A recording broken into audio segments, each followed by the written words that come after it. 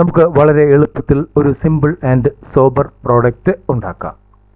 ഈ പ്രോഡക്റ്റിന് വലിയ ഡിമാൻഡാണ് ഉള്ളത് എന്നുള്ളതാണ് വാസ്തവം. ഈ പ്രോഡക്റ്റ് ഉണ്ടാക്കി കൊടുത്തു കഴിഞ്ഞാൽ ആളുകൾ നല്ല രീതിയിൽ അക്സെപ്റ്റ് ചെയ്യുകയും ചെയ്യും. പ്രത്യേകിച്ച് ഈ പ്രോഡക്റ്റ് ചെയ്യാൻ പറ്റുന്നവർ എന്ന് പറഞ്ഞാൽ ജ്യൂസ് കടക്കാർ, ഇല്ലെങ്കിൽ ബേക്കറികൾ, ഹോട്ടലുകൾ, അങ്ങനെയുള്ളവർക്കായിരിക്കും ഏറ്റവും കൂടുതൽ ചെയ്യാൻ പറ്റുക. ഇല്ലെങ്കിൽ ഇതുപോലെ കോഫി ഔട്ട്ലെറ്റ്സ്, ഇല്ലെങ്കിൽ കിയോസ്ക്സ്, ഇതിനു വേണ്ടി തന്നെ ഒരു ഔട്ട്ലെറ്റ് ഉണ്ടാക്കിയാലും പ്രശ്നമൊന്നും ഉണ്ടാവില്ല. പ്രത്യേകം ഇതിനു വേണ്ടി ഒരു ഔട്ട്ലെറ്റ് ഉണ്ടാക്കി അത് ഫ്രാഞ്ചൈസൈസ് വേണമെങ്കിലും നിങ്ങൾക്ക് ചെയ്യാം.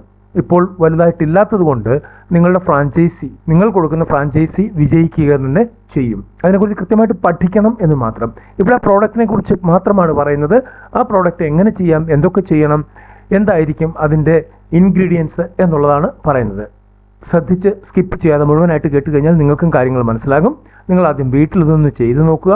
റോ മെറ്റീരിയലിന് യാതൊരു പ്രശ്നവുമില്ല. ധാരാളം നമ്മളുടെ നാട്ടിൽ അവൈലബിൾ ആയിട്ടുള്ള റോ മെറ്റീരിയൽ തന്നെയാണ്.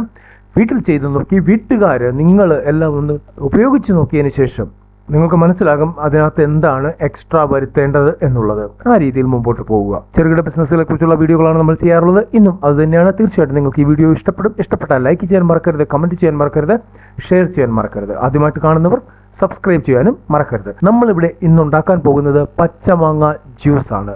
സാധാരണ പഴുത്ത മാങ്ങയുടെ ജ്യൂസ് എല്ലാവരും കുടിക്കാറുണ്ട്. ഇവിടെ പച്ചമാങ്ങ ജ്യൂസാണ് ഉണ്ടാക്കാൻ പോകുന്നത്. അതിൻ്റെ ഇൻഗ്രീഡിയൻസ് ആണ് പറയുന്നത്, അതിൻ്റെ അനുപാതമാണ് പറയുന്നത്, എങ്ങനെ ചെയ്യണം എന്നുള്ളതാണ് പറയുന്നത്. ആദ്യമായിട്ട് പച്ചമാങ്ങ, അതിനി വിളഞ്ഞതാണെങ്കിൽ കുറച്ചുകൂടെ ബെറ്റർ ആയിരിക്കും. വിളഞ്ഞ മാങ്ങ എടുക്കുക. അത് നന്നായിട്ട് കഴുകി വൃത്തിയാക്കിയതിന് ശേഷം അതിൻ്റെ തൊലിയും കാര്യങ്ങളുമൊക്കെ കളഞ്ഞതിന് ശേഷം ചെറിയ ചെറിയ കഷ്ണങ്ങളായിട്ട് അരിഞ്ഞതിന് ശേഷം അത് മിക്സിയിലിട്ട് ബ്ലെൻഡ് ചെയ്യുക. ഈ ബ്ലെൻഡ് ചെയ്യുന്ന കൂട്ടത്തിൽ തന്നെ ഒരു വലിയ മാങ്ങയ്ക്ക്, അതായത് ഏകദേശം 1/2 കിലോയോളം വരും ഒരു വലിയ മാങ്ങ എന്ന് പറയുന്നത്, ഒരു വലിയ മാങ്ങയ്ക്ക് ഒരു കഷ്ണം ഇഞ്ചി വൃത്തിയാക്കി തൊലി കളഞ്ഞ് അതിലിടുക. ഒരു പച്ചമുളകും കൂടി ഇടുക. ഈ 3 സാധനം നല്ല രീതിയിൽ ബ്ലെൻഡ് അരച്ച് നല്ല ഭംഗിയായിട്ട് ഒരു പേസ്റ്റ് പരുവത്തിൽ ആക്കുക.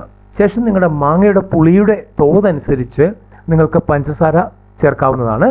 സാധാരണഗതിയിൽ ആ ഒരു അളവിലുള്ള മാങ്ങയ്ക്ക് 3 സ്പൂൺ പഞ്ചസാര വേണ്ടി വരും.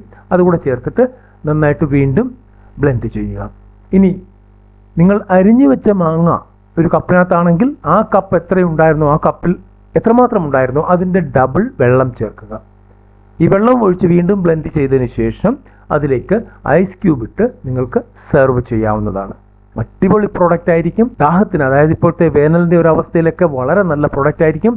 ഇത് വേനൽ എന്നല്ല, ഏത് കാലാവസ്ഥയിലും കൊടുക്കാൻ പറ്റും. മാങ്ങ അവൈലബിൾ ആയിരിക്കണം എന്ന് മാത്രം. ഇനി ഇതിനകത്ത് നിങ്ങൾക്ക് വെറൈറ്റീസ് വരുത്താവുന്നതാണ്. ഒരു കോമൺ കാര്യമാണ് ഇവിടെ പറഞ്ഞത്. ഫുഡിൻ്റെ രജിസ്ട്രേഷൻ അല്ലെങ്കിൽ ലൈസൻസ് ഇല്ലാതെ ഇത്തരം കാര്യങ്ങൾ ചെയ്യാൻ പാടില്ല. അത് നിങ്ങൾ ശ്രദ്ധിക്കുക. നിങ്ങൾക്ക് ഫുഡിൻ്റെ രജിസ്ട്രേഷൻ അല്ലെങ്കിൽ ലൈസൻസ് എടുക്കുന്നത് എങ്ങനെയാണ് എന്നുള്ള വീഡിയോ തൊട്ടുപുറകെ അതിൻ്റെ ഒരു ബോക്സിൽ കാണുന്നതായിരിക്കും. ആ ബോക്സിൽ ക്ലിക്ക് ചെയ്ത് കഴിഞ്ഞാൽ നിങ്ങൾക്ക് അതും കൃത്യമായിട്ട് മനസ്സിലാകുന്ന വീഡിയോ ലഭിക്കുന്നതാണ്. അടുത്തൊരു വീഡിയോയിൽ കാണുന്നവരെ നന്ദി, നമസ്കാരം.